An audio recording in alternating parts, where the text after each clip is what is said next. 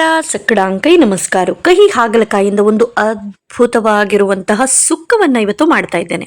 ಇದು ಮೂಲತಃ ಕೇರಳದ ಕಾಸರಗೋಡಿನವರು ಹೆಚ್ಚಾಗಿ ಮಾಡುವಂಥದ್ದು.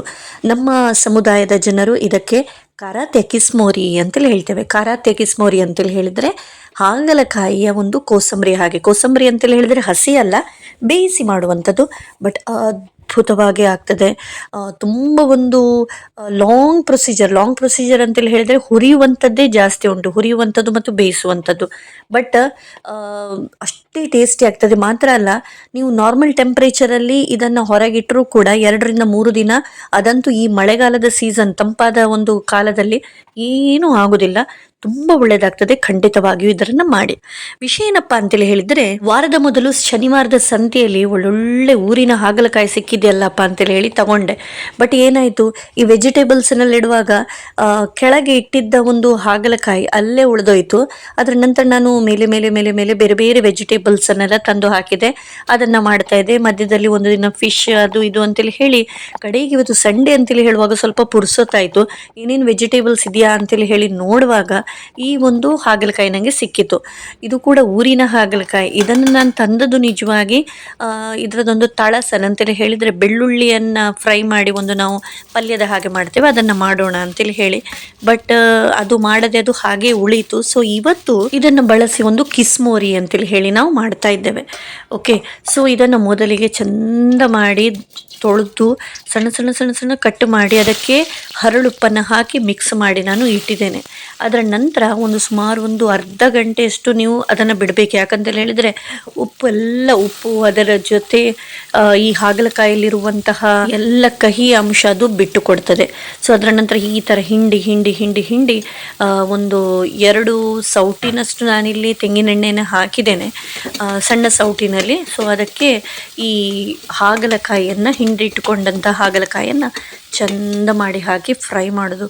ಎಷ್ಟು ಹೊತ್ತು ಅಂತೇಳಿ ಹೇಳಿ ಕೇಳಬೇಡಿ. ಇದು ಚೆಂದಾಗಿ ಅಂತೇಳಿ ಹೇಳಿದ್ರೆ ಬ್ರೌನ್ ಕಲರಿಗೆ ಬರಬೇಕು, ಕ್ರಿಸ್ಪಿ ಆಗಬೇಕು, ಅಷ್ಟು ಹೊತ್ತು ಹುರಿಬೇಕು. ಸುಮಾರೊಂದು 15-20 ನಿಮಿಷ ಅಂತೂ ಹಾಗೆ ಆಗ್ತದೆ. ಓಕೆ, ಆಗ ನೀವು ಏನು ಮಾಡಿ, ಸ್ವಲ್ಪ ಸ್ವಲ್ಪ ಹುರಿಯುವಾಗ ನೀವು ಬಾಕಿ ಇದು ಕಡಿಯುವಂಥ ಕೆಲಸಗಳನ್ನೆಲ್ಲ ಮಾಡ್ಬೋದು. ಸೊ 8 ಹುರಿದಂತಹ ಘಾಟಿ ಮೆಣಸು, ಒಂದು ಅರ್ಧ ಗಡಿ ತೆಂಗಿನಕಾಯಿ ತುರಿ, ಅದೇ ರೀತಿ ಸ್ವಲ್ಪ ಹುಳಿಯನ್ನು ತಗೊಂಡು ನೀವು ನೋಡಿದ್ದೀರಿ, ನೀಟಾಗಿ ನಯವಾಗಿ ಸ್ವಲ್ಪ ನೀರಿನಲ್ಲಿ, ಜಾಸ್ತಿ ನೀರೆಲ್ಲ ಬೇಡ, ಪದಾರ್ಥಕ್ಕೆ ಹಾಕಿದ ಹಾಗೆ ಬೇಡ, ಸೊ ಸ್ವಲ್ಪ ನೀರಿನಲ್ಲಿ ಚಂದ ಮಾಡಿ ಅದನ್ನು ರುಬ್ಬಿಕೊಳ್ಳಿ. ಅದರ ನಂತರ ನೀವು ನೋಡಿದ ಹಾಗೆ ಒಂದು ನೀರುಳ್ಳಿಯನ್ನು ತಗೊಂಡಿದ್ದೇನೆ, 2 ಹಸಿಮೆಣಸು, ಒಂದು ಸಣ್ಣ ಶುಂಠಿಯ ತುಂಡು. ಸೊ ನಾನು ಲಾಸ್ಟ್ ಟೈಮ್ ಒಂದು ನೀರುಳ್ಳಿಯನ್ನು ಹಾಕಿ ಯಾವುದೊಂದು ಅಡುಗೆ ಪೋಸ್ಟ್ ಮಾಡುವಾಗ ಗೊತ್ತಾಯ್ತು, ನೆನಪಾಯಿತು, ಕಣ್ಣಿನಲ್ಲಿ ನೀರು ಬಾರದೆ ಇರಲಿಕ್ಕೆ ಏನು ಮಾಡಬೇಕು ಅನ್ನುವಂಥ ಒಂದು ಪ್ರಶ್ನೆಯನ್ನು ಕೇಳಿದ್ದೆ. ಸೊ ಯಾರು ಉತ್ತರ ಕೊಟ್ಟಿದ್ರು ಏನಪ್ಪ ಅಂತೇಳಿ ಹೇಳಿದರೆ, ನೀರುಳ್ಳಿಯನ್ನು ಕಟ್ ಮಾಡಿ ಆದಮೇಲೆ ಚಂದ ಮಾಡಿ ತೊಳಿರಿ, ಆಗ ಕಣ್ಣಿನಲ್ಲಿ ನೀರು ಬರೋದಿಲ್ಲ ಅಂತೇಳಿ ಹೇಳಿ. ಸೊ ಸಾಕಷ್ಟು ಪ್ರಮಾಣಕ್ಕೆ ಇದು ಸರಿ ಆಗಿದೆ ಇವತ್ತು.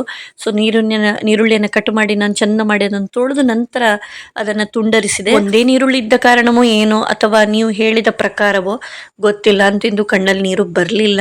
ಅದೇ ರೀತಿ ಅದರ ಹಿಂದೆ 2 ಹಸಿಮೆಣಸಿನಕಾಯಿಯನ್ನು ಕೂಡ ಹದಗಾತ್ರದ್ದು, ಅದನ್ನು ಕೂಡ ನಾನು ಈ ರೀತಿ ಚಿಕ್ಕ ಚಿಕ್ಕ ಚಾಪ್ ಮಾಡಿ ಇಟ್ಟಿದ್ದೇನೆ. ಅದೇ ರೀತಿ ಶುಂಠಿಯನ್ನು ಕೂಡ ಕಟ್ ಮಾಡಿ ಇಡುವಂಥದ್ದು.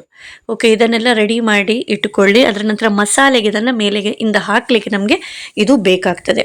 ಹಾಗಲಕಾಯಿಯಲ್ಲಿ 2 ವಿಧ ಇದೆ. ಒಂದು ಲೈಟ್ ಆಗಿರುವಂಥ ಹಾಗಲಕಾಯಿ, ಈಗ ನಾನು ತಂದಂಥ ಹಾಗಲಕಾಯಿ ಏನಿತ್ತು ಅದು ತುಂಬ ಕಹಿ ಮೂಲತಃ.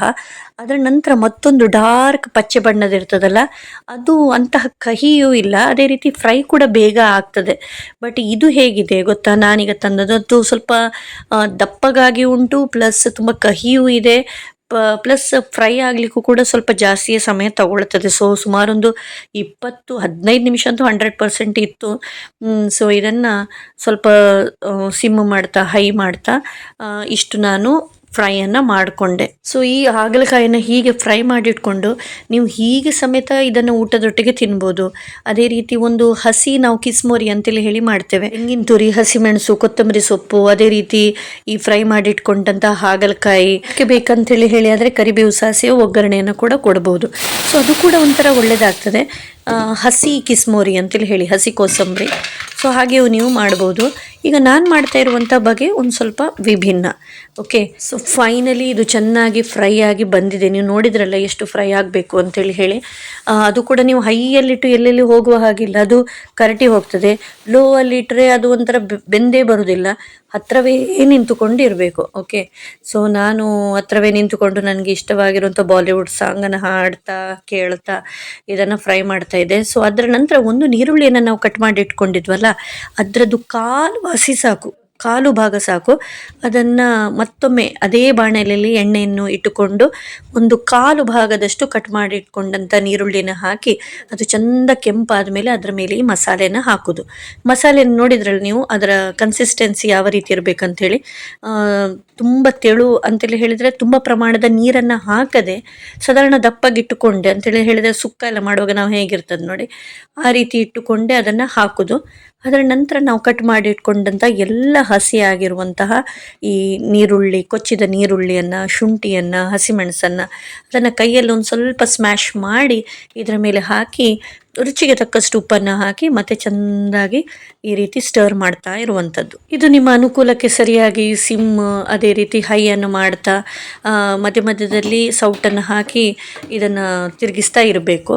ಸೊ ಸೈಡ್ ಬೈ ಸೈಡ್ ನಮ್ಮ ಕುಲದೇವರು ದಾಳಿತೋವೆ ರೆಡಿ ಆಗ್ತಾ ಇದೆ. ಇದಂತೂ ನಮಗೆ ಬೇಕೇ ಬೇಕು. ಈ ಮಸಾಲೆನ ಎಷ್ಟು ಹೊತ್ತು ಫ್ರೈ ಮಾಡಬೇಕು ಅಂತೇಳಿ ಹೇಳಿದರೆ ಇದು ಫ್ರೈ ಆಗಿ ಒಂಥರ ಡ್ರೈ ಮಸಾಲ ಟೈಪ್ ಆಗ್ತದೆ, ಅಷ್ಟು ತನಕ ನೀವು ಫ್ರೈ ಮಾಡಬೇಕು. ಬಟ್ ತುಂಬ ಒಳ್ಳೆಯದಾಗ್ತದೆ ಆಯಿತಾ. ತುಂಬ ಪರಿಶ್ರಮ ಉಂಟು ಈ ಒಂದು ಅಡುಗೆಗೆ, ಆದರೆ ಔಟ್ಕಮ್ ಅದರ ರಿಸಲ್ಟ್ ಅಂತೂ ಅಷ್ಟೇ ಅದ್ಭುತವಾಗಿರ್ತದೆ. ಈ ಮಸಾಲೆ ಫ್ರೈ ಆಗಬೇಕಾದ್ರೆ ನೀವು ಸೈಡ್ ಬೈ ಸೈಡ್ ನಿಮ್ಮ ಬೇರೆ ಕೆಲಸಗಳನ್ನು, ಸಾರನ್ನು ಅಥವಾ ಅನ್ನ ಬಸಿಯುವ ಕೆಲಸವನ್ನು ಇದನ್ನೆಲ್ಲ ಮಾಡ್ತಾ ಇರ್ಬೋದು.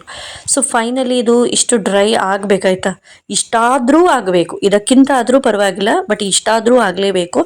ಅದರ ನಂತರ ನಾವು ಹುರಿದಿಟ್ಕೊಂಡಂತಹ ಹಾಗಲಕಾಯಿ ಫ್ರೈಯನ್ನು ಇದರ ಮೇಲೆ ಹಾಕುವಂಥದ್ದು ತುಂಬ ಒಳ್ಳೆಯದಾಗ್ತದೆ. ಖಂಡಿತವಾಗಿ ಇದನ್ನು ಒಂದು ಟ್ರೈ ಮಾಡಿ ಅಂತೇಳಿ ಹೇಳ್ತಾ ಇವತ್ತು ನಾನು ಸೋಯಾಬೀನ್ ಸುಕ್ಕ ಕೂಡ ಮಾಡಿದ್ದೆ. ಸೊ ಮಗನಿಗೆ ಸೋಯಾಬೀನ್ ಸುಕ್ಕ, ಅದೇ ರೀತಿ ನಮಗೆಲ್ಲ ಇದು, ಅದೇ ರೀತಿ ಒಂದು ಸಾರು ಅಥವಾ ದಾಳಿತೋವೆ ಏನಾದರೂ ಬೇಕೇ ಬೇಕಲ್ಲ, ಸೊ ಒಂದು ಅದನ್ನು ಕೂಡ ಮಾಡಿದ್ದೇನೆ. ಸೊ ಇದನ್ನು ನೋಡಿ ಇಷ್ಟೊಂದು ಕೆಲಸ ಇತ್ತು ಇದಕ್ಕೆ. ಸೊ ಫೈನಲಿ ಇದು ಆದದ್ದು ಇಷ್ಟೇ, ಬಟ್ ತುಂಬ ಒಳ್ಳೆಯದಾಗ್ತದೆ. ಇದನ್ನು ಮತ್ತೆ ರಾಶಿ ರಾಶಿ ತಿನ್ನುವಂಥದ್ದಲ್ಲ, ಸ್ವಲ್ಪ ಸ್ವಲ್ಪ ಹಾಕಿದರೆ ಸಾಕಾಗ್ತದೆ. ಒಂದು 2-3 ಚಮಚ ಇದ್ದರೆ ಒಂದು ಬಟ್ಟಲಷ್ಟು ನಾವು ಆರಾಮದಲ್ಲಿ ಊಟವನ್ನು ಮಾಡ್ಬೋದು. ಸೊ ಇದು ನಮಗೊಂದು 2-3 ದಿನ ಆದರೂ ಆಗ್ತದೆ. ಸೊ ಇದೀಗ ಊಟ ಮಾಡುವಂಥ ಸಮಯ. ಕುಚ್ಚಲಕ್ಕಿಯು ಕೂಡ ಬೆಂದು ಬಂದಿದೆ, ಸೂಪರ್ ಆಗಿರುವಂಥ ಅನ್ನ ಆಗಿದೆ. ನಮ್ಮ ಕುಲದೇವರು ದಾಳಿತೋವೆ, ಅದೇ ರೀತಿ ಹಾಗಲಕಾಯಿ ಕೋಸಂಬರಿ, ಸೋಯಾ ಚಂಕ್ ಸುಕ್ಕ, ಇದಿಷ್ಟು ಇವತ್ತಿನ ಮೆನು. ಸೊ ಖಂಡಿತವಾಗಿಯೂ ನೀವು ಕೂಡ ಇದನ್ನೆಲ್ಲವನ್ನು ಟ್ರೈ ಮಾಡಿ ಯಾವ ರೀತಿ ಆಗಿದೆ ಅಂತೇಳಿ ಹೇಳಿ ನನಗೆ ತಿಳಿಸಿ ಅಂತೇಳಿ ಹೇಳ್ತಾ, Seema teachers signing off. Bye bye. ಲೋಕ ಸಮಸ್ತ ಸುಖಿನೋ ಭವಂತು. Thank you.